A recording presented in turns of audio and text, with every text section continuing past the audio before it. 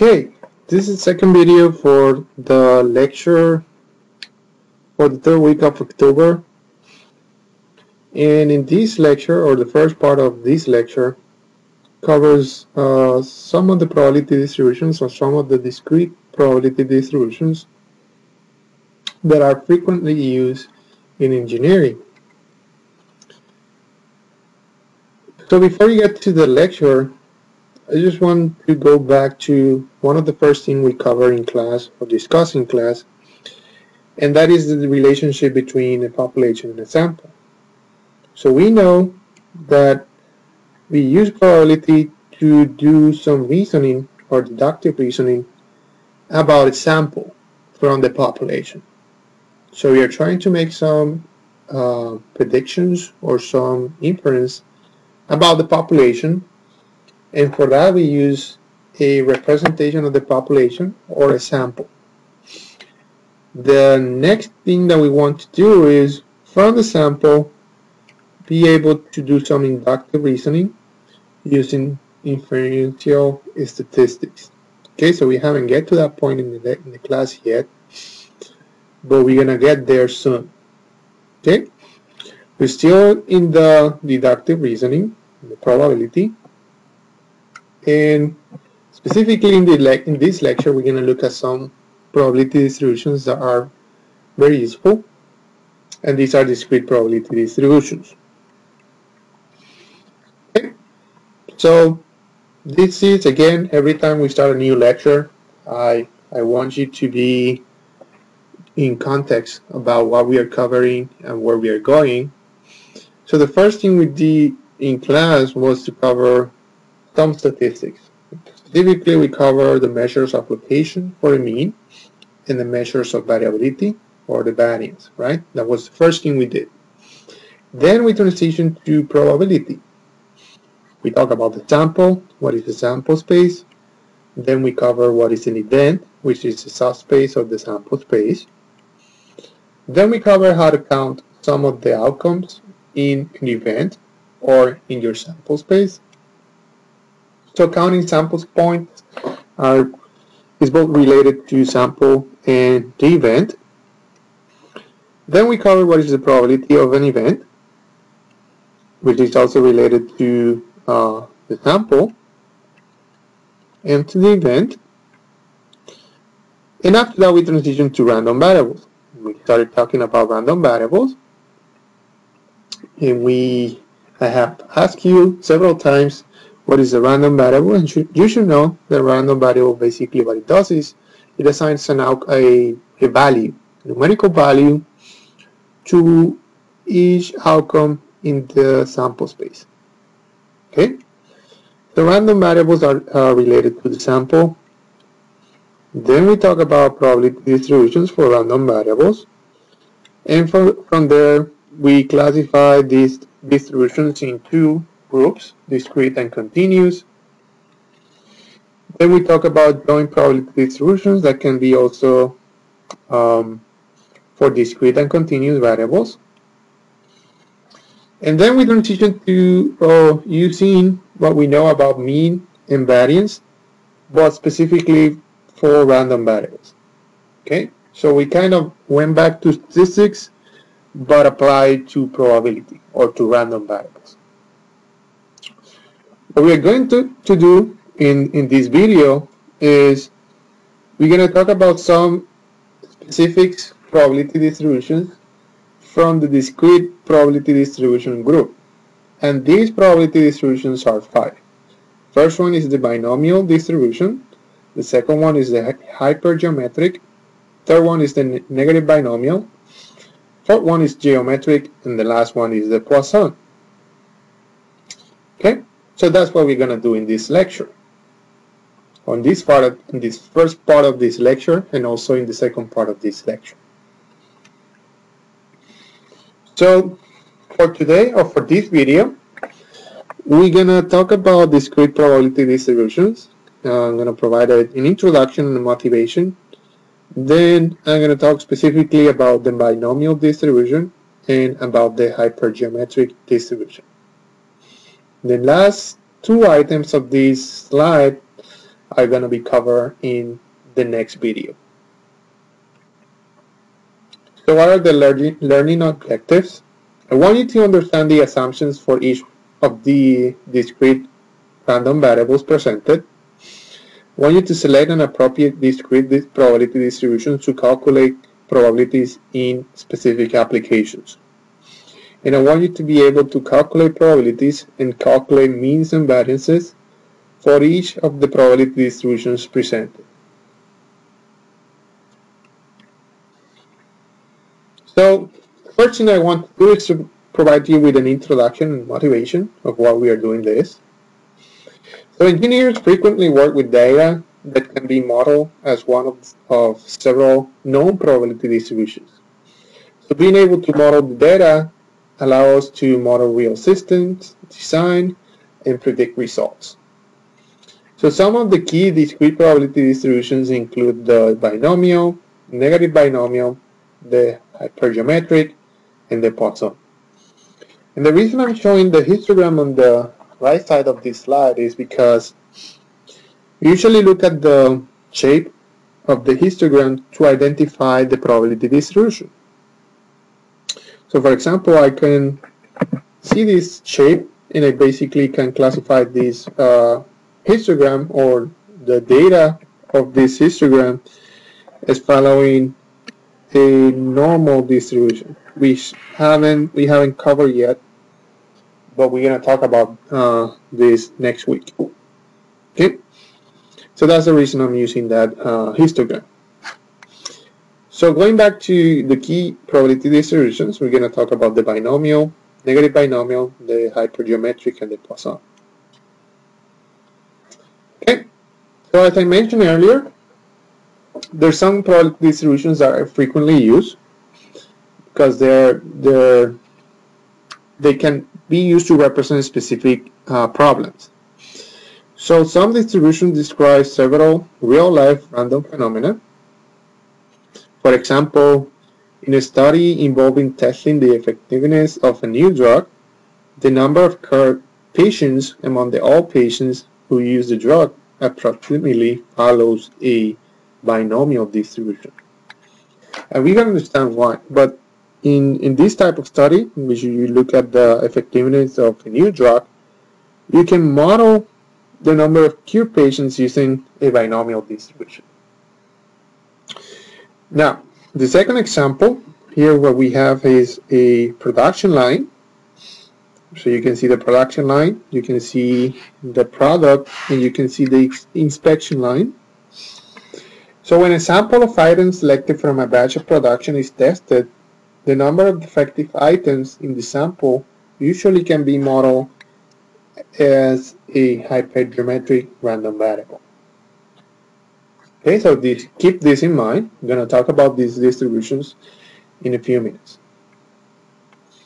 The last example, the number of white cells from a fixed amount of individuals' blood sample is usually random and might be described by a Poisson distribution. Okay, so the Poisson distribution, which is getting a little bit ahead here, usually is good to count. When you're trying to count within a time interval, how many units, usually that type of process is very easy to model using a Poisson distribution.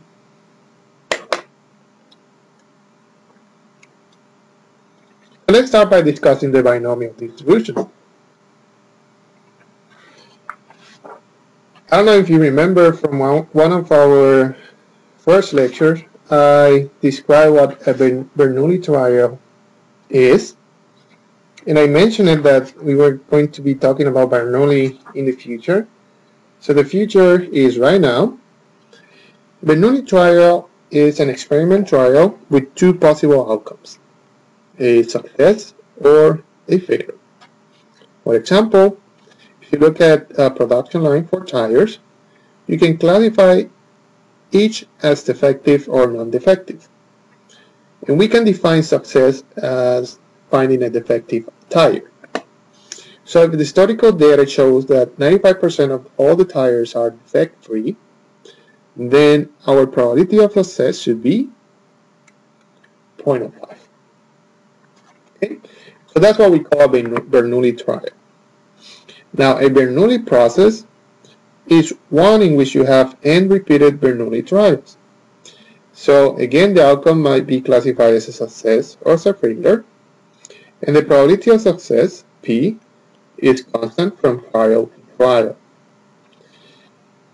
The repeated trials are also classified as independent. So these 4 bullets basically describe what a Bernoulli process is. Okay, so in this example, we're gonna use a Bernoulli process to describe this process.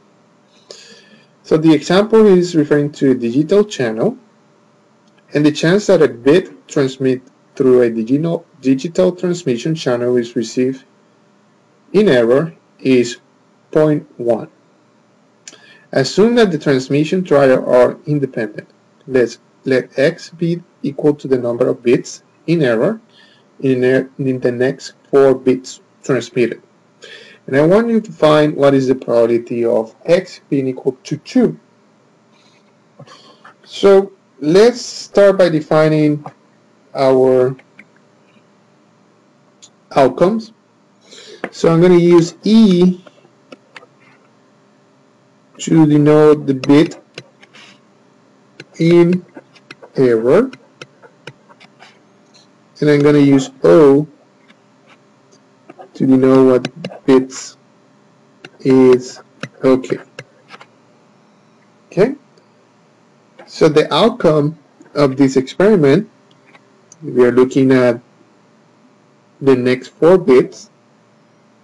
So the outcome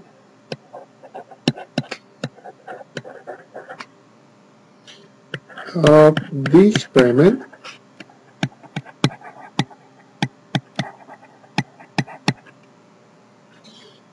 can be represented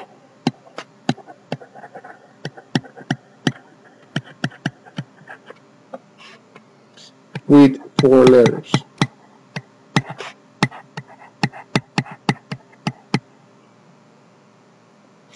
For example,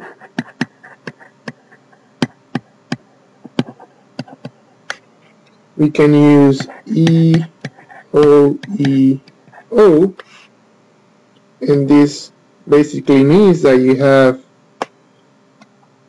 1 error in your first position and the other one in your third position. Okay?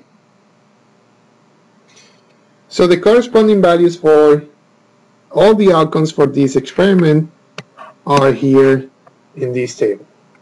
So we have 8 outcomes. We have the value of that random variable for the first 8 outcomes, and for the other 8 outcomes we have also the value of the random variable. So the event that x equals 2 consists of 6 outcomes, right? Again, we are looking at the probability of x being equal to 2. So the event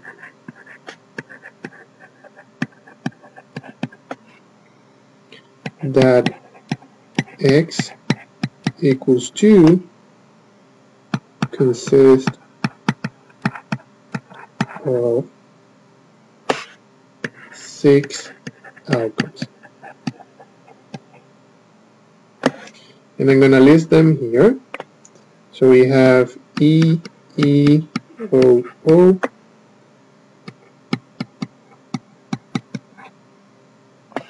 essentially all those outcomes that have 2 E's.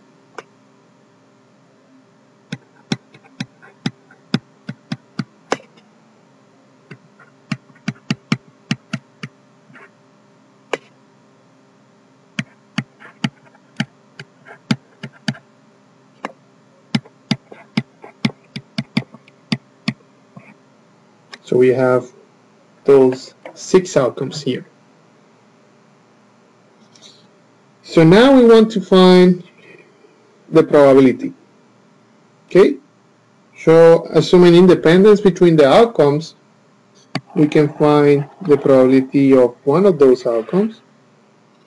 So let's say the probability of E, E, O, O. So that will be equal to the probability of E times the probability of E times the probability of O times the probability of O, because those outcomes are independent. So that means that this is equal to 0.1 squared times 0.9 squared. Which at the end we know that this is equal to 0.0081. Okay? So any of the outcomes with 2 E's and 2 O will have the same probability. So any of the 6 outcomes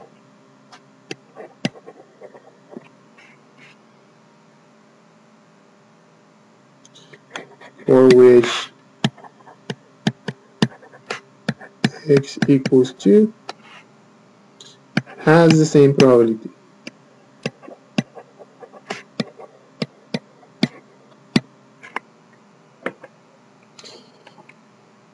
So we know that the probability of x equals 2 will be equal to 6 times 0.0081, which is equal to 0.0486. So in general, we can describe this process with the generic formula. So in general, the probability of x being equal to x is equal to 0.1 x times 0.94 minus x, where x is the number of outcomes resulting in errors.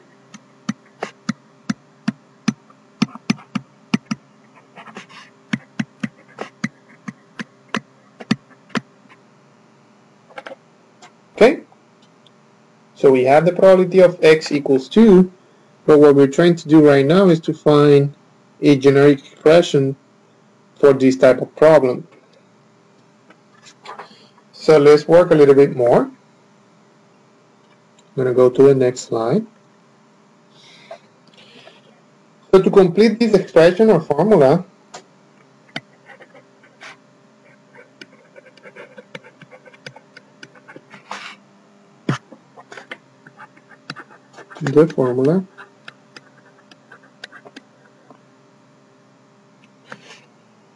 we need an expression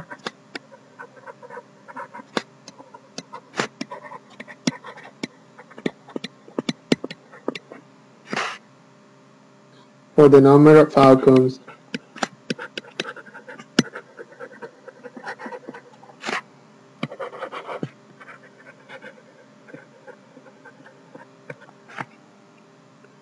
that contains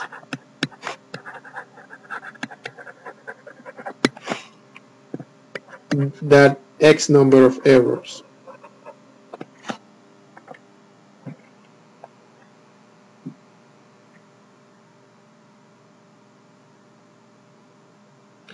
So we know that we have one group of size x, and that group contains errors. Okay? We also have another group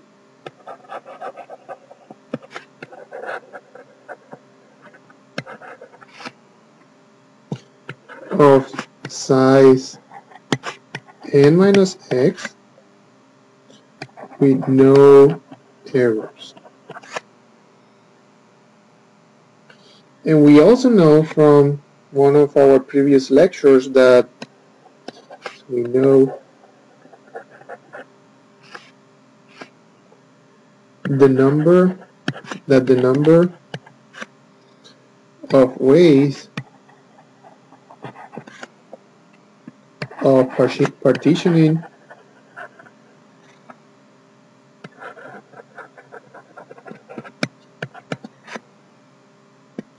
for objects in two groups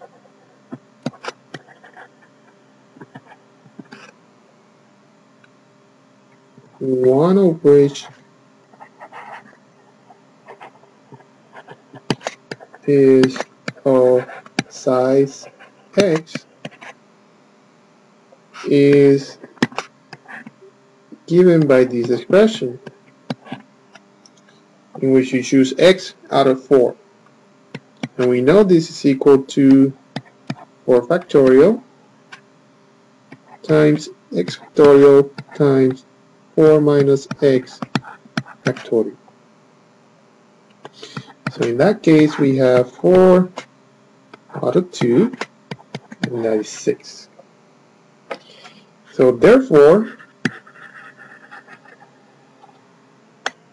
the probability of x being equal to x is equal to 4, choose x out of 4, times 0.1 x times 0.9 4 minus x. So that will be the expression for any number of defectives, or the number of bits in error. So if you want to find the probability that x equals 3, you can use this formula. If you want to find the probability of x being equal to 4, you can use this formula. It's a generic formula to find the number of defectives, or the probability of having a number of defectives for this type of problem. And this is a Bernoulli process in which you can classify each outcome in defective or okay. Okay, so we have this expression. So in our next slide, basically the previous example motivates the following results. So a random experiment that consists of n Bernoulli trials, in where you have the trials are independent, that each trial results in only 2 possible outcomes, labeled as success and failure. In 3, the probability of a success in each trial, denoted as p, remains constant. The random variable x that equals the number of trials that results in a success has a binomial random variable with parameters probability between 0 and 1 and number of items from 1 to n. Then the probability mass function of x is given by this probability mass function, which is the same expression we found for the previous example. So if you can classify your problem for the scenario that you're looking at as a Bernoulli process, and you're trying to find the probability of having a particular number of successes, you can use the binomial random variable and the binomial probability mass function to identify or to find that probability. Let's look at this second example. So here we're going to use the binomial distribution to solve this problem. But first we need to check if this problem satisfies the conditions for a Bernoulli process. So here we have each sample of water has a 10% chance of containing a particular organic pollutant. Assume that the samples are independent with regard to the presence of the pollutant. Find the probability that in the next 18 samples, exactly 2 contain the pollutant. Part B says, so that's part A. Part B is to determine the probability that at least 4 samples contain the pollutant. Okay, so going back to the definition for a Bernoulli or a binomial random variable.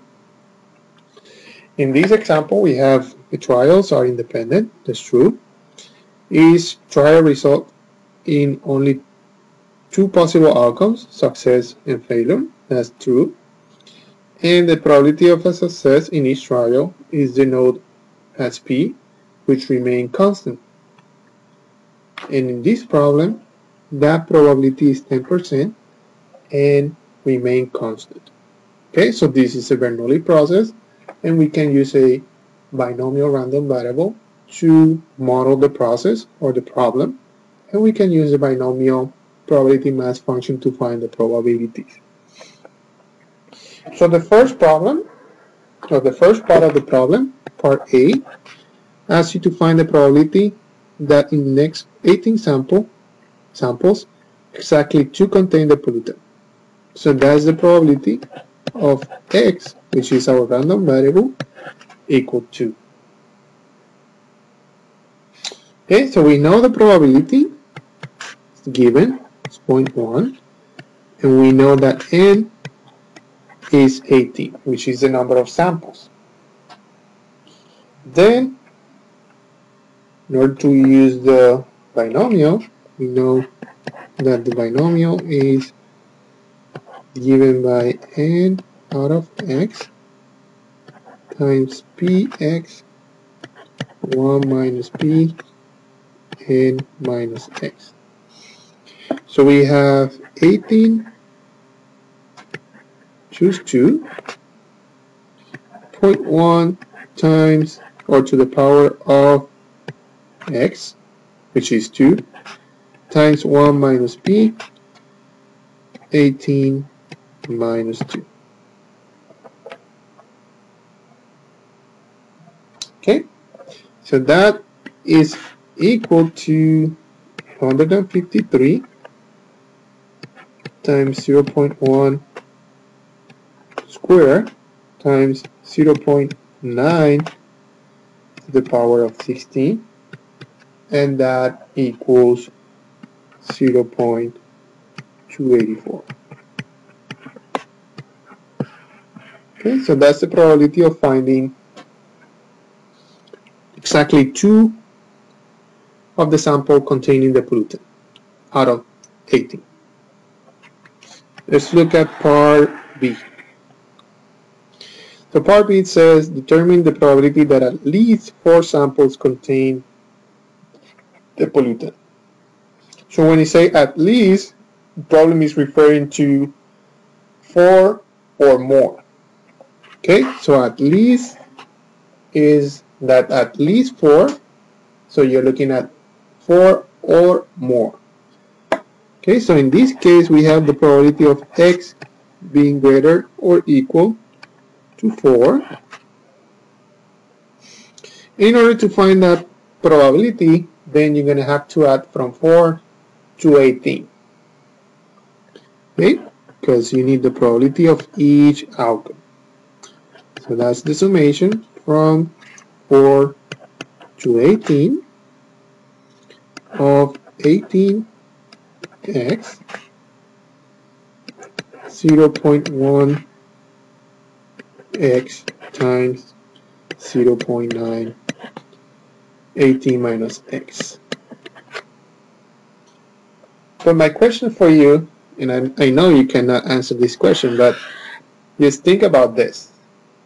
Is there any way that you can solve this problem that doesn't necessarily have you adding all these random variables from 0 to 18?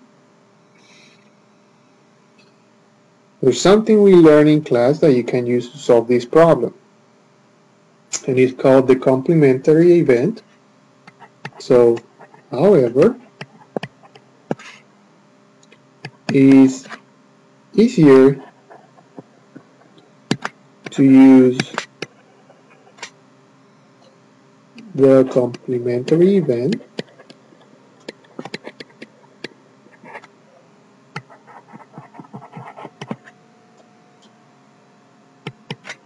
one minus the probability of x being less than 4. Okay, so we're going to look at the complement of the probability. Okay, so that means that instead of adding from 4 to 18, we're going to look at the difference, 1 minus the summation of x from 0 to 3, 18x 0.1 x times 0.9 18 minus x. So that is equal to 1 minus the probability of x equals 0 plus the probability of x equals 1 plus the probability of x equals 2 plus the probability of x equals 3. And if you solve that, you get 1 minus 0.15 plus 0.3 plus 0.284 plus 1.168, and this equals 0.098. So the probability of finding 4 or more is 0.098. Okay, so it's very, very small. The other thing that I want to mention is, if you look at the tables on your textbook, if you go back on the back side, there's a lot of tables. I think it's table A2. In table A2, you can find a table that has some of the values for the binomial distribution tabulated. So, for example, if you have a size of n equals 18 and a probability of 0.1, you can find the probability or the cumulative probability for different values. So, for example, the probability of x equals 0 when n equals 18 and probability equals 0.1, you can find that is equal to 0.15. Okay, without having to solve the equation. So if you think that that's useful, you can use a table from your textbook to solve the problems. Okay, so we discussed the binomial. This is the second example that we discussed for the binomial distribution. Now I'm going to transition to discuss how to get the mean and the variance of the binomial distribution. And this can be obtained from the analysis of the independent trials. So let's define a new variable, or random variable x. That will be equals to 1 if the ith trial is a success, or 0 otherwise. So we know that our random variable x is going to be defined by the summation of all the random variables. Okay, so if we look at the expectation, which is the mean of a random variable, for this case, we know that you have two possible outcomes for your random variable. You can either have 0 or 1. So when it's 1, you know the probability of getting 1 is p. and the probability of getting 0 will be 1 minus p.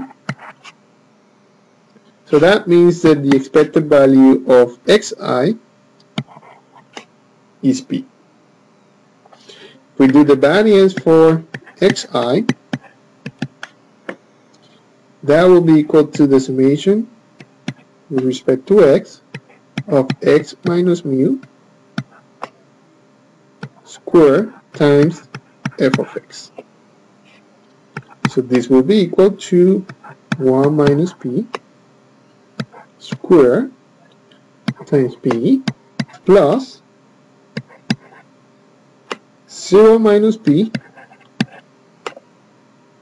times 1 minus p. And that equals p times 1 minus p. Okay, so that's only for xi. So if we want to find the expected for x, you know, the expectation of x will be equal to the summation of x, the expectation of xi, plus the expectation of x2, and so on, until the expectation of xn. So that means that the expectation is going to be equal to n times p, and that's the mean for a binomial random variable, n times the probability.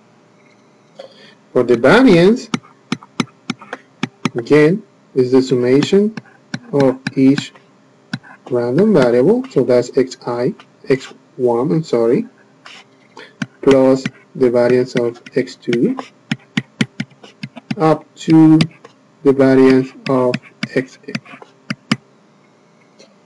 So in this case, you multiply n times p times 1 minus p, and that's equal to np 1 minus p. And that is your variance.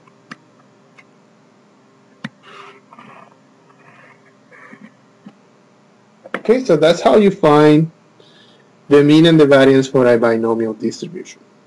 Okay, and again, this is why we learn how to get the expectation and the variance for random variables, because from now on you can find the mean and the variance for any of these probability distributions by following the concepts that you learned on the previous lecture. Okay, so we have the mean and the variance for a binomial distribution. So here is basically a summary. So the mean and the variance of the binomial distributions are mu equals np and sigma square equals n times p n times q, where q equals 1 minus p.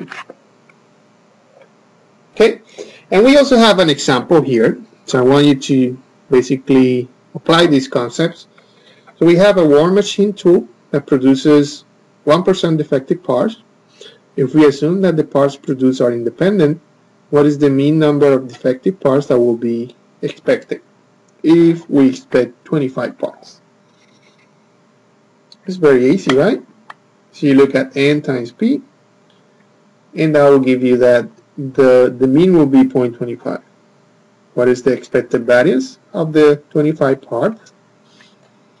Again, we apply the concepts. So 25 is n times p times 1 minus p. You get that the variance is 0.2475. Let's look at one more example. Here we have the phone lines to an airline reservation are occupied 40% of the time. Assume that the events that the lines are occupied on successive calls are independent, and assume that the 10 calls are placed to the airline. What is the probability that for exactly 3 calls the lines are occupied? So let's work with this. So we have let x denote the number of times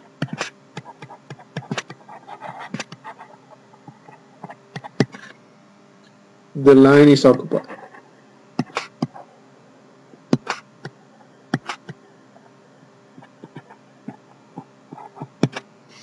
Okay, so we know based on the description of the problem that x follows a binomial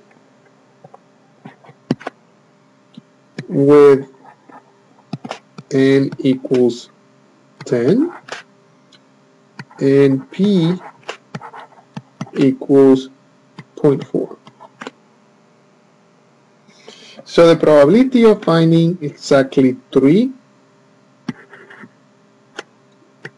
that are occupied is the probability of x equals 3, which will be equal to 10 out of 3 times the probability, which is 0.4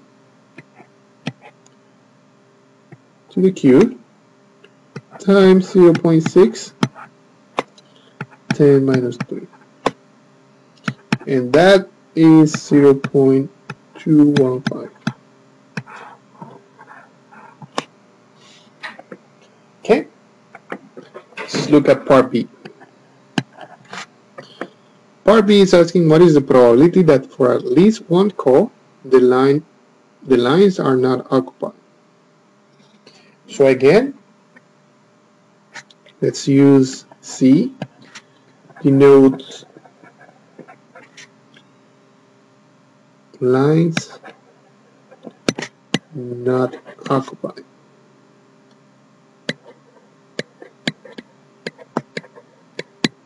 So in the first part we were looking at the number of times that the line was occupied. In this part we are looking at the number of times that the line is not occupied. Okay, so C will follow the binomial with n equals 10 and p equals 0.6. So the probability of C being greater or equal to 1 is equal to the complement of the probability of C be less than, write this again,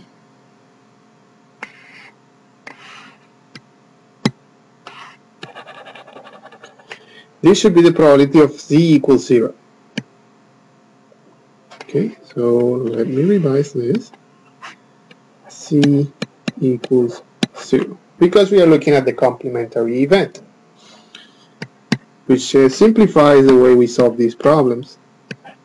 So at the end, what we have is this 0.60 times 0.4 to the power of 10, and this is equal to 0.999.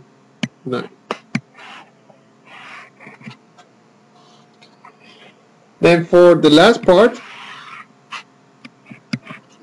problem is asking what is the expected number of calls in which the lines are occupied, or all of them are occupied.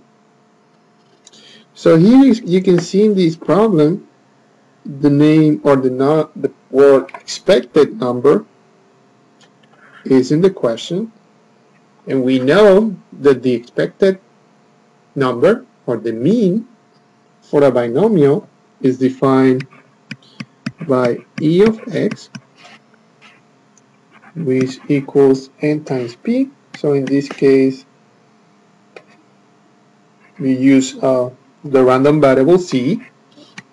So we have n equals 10, the probability, we use a random variable x, and we multiply 10 times 0.4, so the expected will be equal to 4.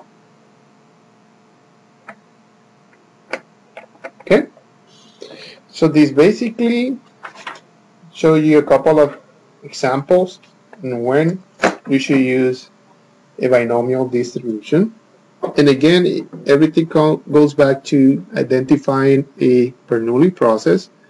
So if you can identify the three characteristics for the Bernoulli process, then you know that you can use the binomial distribution to solve your problem. Okay, so now we're going to transition to the next probability distribution, which is called the hypergeometric distribution. So before we define the hypergeometric, I basically want to make a difference between the binomial and the hypergeometric. And it comes back to the difference between replacement and independent. Okay? So the binomial assumes that you have a sampling with replacement. So every time you get one of the items from your sample, you return that item back to get the next item from the sample. But the hypergeometric assumes sampling without replacement. So you're going to take all the units from your sample at the same time. So binomial assumes independence, while the hypergeometric does not. So the hypergeometric distribution, the probability is the probability associated with getting X successes in the sample.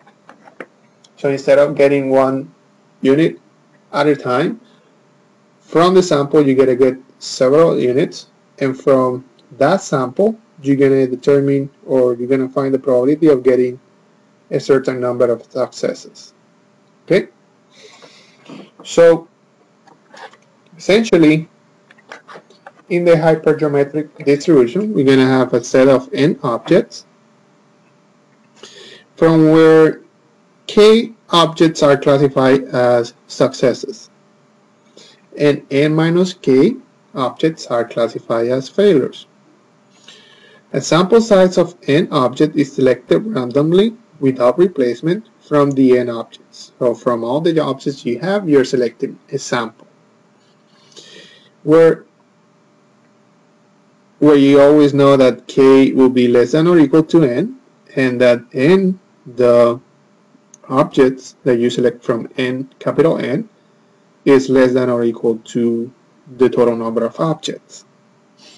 So let the random variable x denote the number of successes in the sample. Then x is a hypergeometric random variable. Okay, so you have a big group. You are trying to select a group, and from this big group you know how many of them are classified as successes, and from this big group you're going to get a sample, right? And you want to know from this sample how many of them, or how many the number of successes in this sample. Okay, so that's your hypergeometric random variable, and it's defined by this function. When you choose k out of x, and you multiply that times n minus k out of n minus x, and you divide that from n choose n.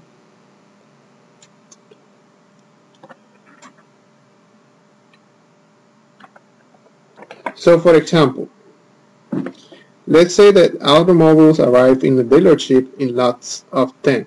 So you receive a lot of 10 automobiles every time. And you know that 5 out of each 10 are inspected. And for one lot, it is known that 2 out of 10 do not meet the prescribed safety standards.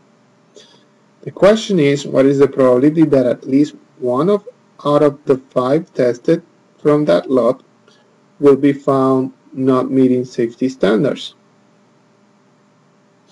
So, based on the description of this problem, we know that this follows a hypergeometric distribution, because a random sample size of n is selected without replacement from capital N. We know that k out of the n items may be classified as successes, and then n minus k are failures, and that the probability associated with getting x successes in the sample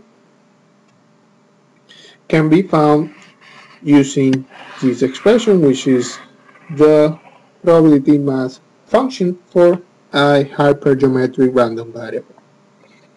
Okay, so if we show the problem, we find the characteristics, and we try to fit one of these distributions to try to solve this problem. Okay, so in our example, we have A, which is the number of successes, equals 2. We know the number in the sample, which is 5, and we know that the lot size is 10. And X is the number found. Could be 1 or 2. So the probability of X being greater or equal to X equals the probability of X equals 1 plus the probability of X equals 2. So this probability can be solved easily using the probability distribution. And we know that the probability of X being greater or equal to 1 is equal to 0.778.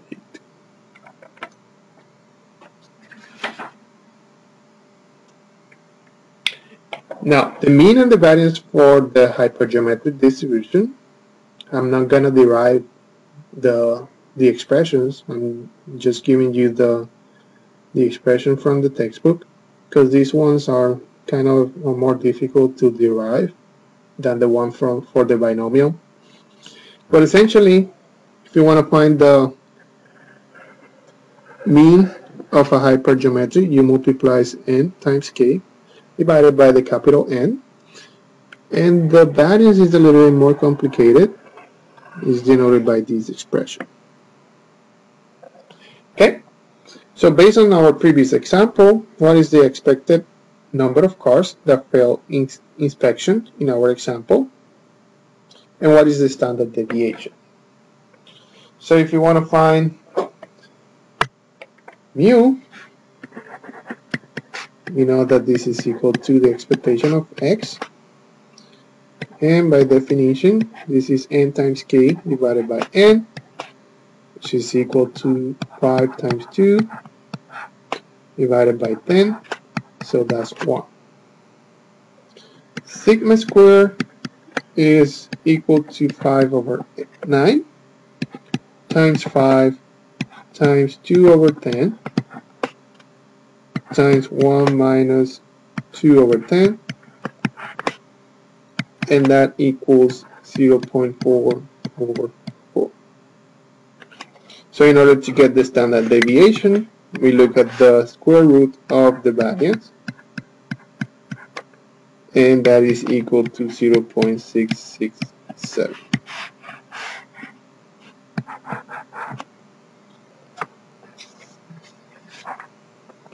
Okay, so we have another example for the hypergeometric distribution. And in this example, we have printed circuit cards are placed in a functional test after being populated with semiconductor chips.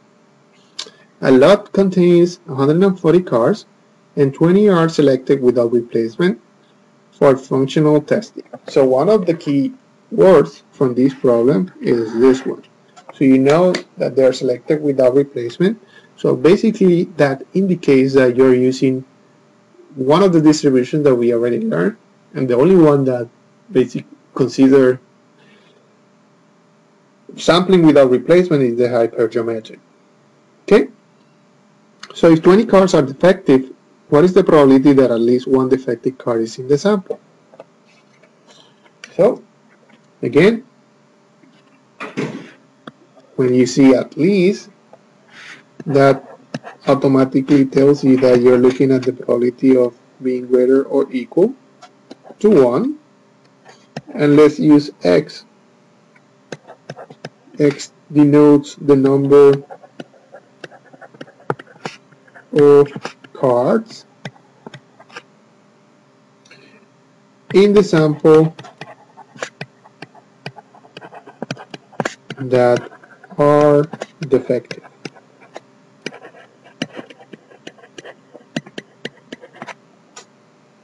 So the probability of x being greater or equal to 1 equals 1 minus the probability of x equals 0.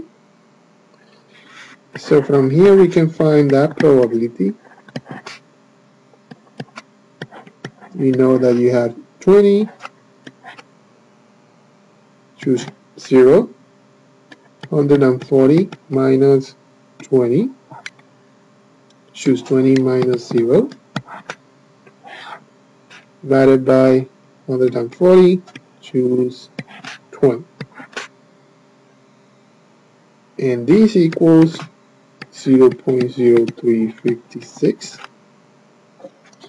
So the probability of x being greater or equal to 1 is 1 minus 0.0356, which equals 0.9644. Okay. Now let's look at part B. So if 5 cards are defective, what is the probability that at least one defective card appears in the sample? So it's the same thing. We are looking at the probability of x being greater or equal to 1. And we know that is 1 minus, this is the same as saying that is 1 minus the probability of x equals 0. So in this case, the probability of x equals 0 equals 5 out of 0. 140 minus 5 out of 20 minus 0 divided by 140 out of 20. And this equals 0.4571. So the probability of x being greater or equal to 1 equals 1 minus 0.4571, which is equal to 0.5429.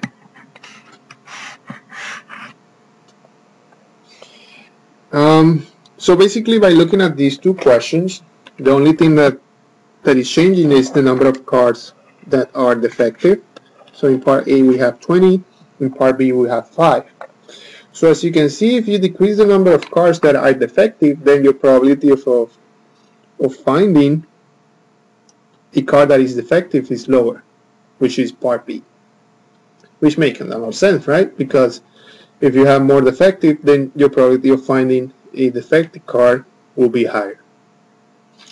Okay, so see what else we have. Oh yes, so the hypergeometric can be approximated using the binomial, but only if you have that the number of observations that you're looking at is very large when you compare to the sample that you're taking out of the total number of observations. So if you have, for example, you have 10,000 observations and you're taking 5 from this group, then you can approximate the hypergeometric with the binomial distribution. Okay, I'm showing here is an example. So let's say that instead of having 10, we have 100 cars arriving to the dealer, your lots, and 5 out of 100 are inspected, so your probability is 0.2.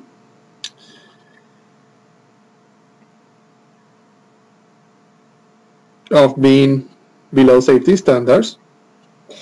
So what is the probability that at least one out of the 5 inspected will not meet the safety standards? So this is the probability of x being greater or equal to 1, which is equal to 1 minus the probability of x equals 0. So if you solve those problems using the hypergeometric and the binomial, you'll see that there's a small difference, and that's why we say that we can estimate or approximate the hypergeometric using the binomial distribution. Okay, so this basically concludes this first part of the lecture on discrete probability distributions, and we're going to continue on the next video. Thank you.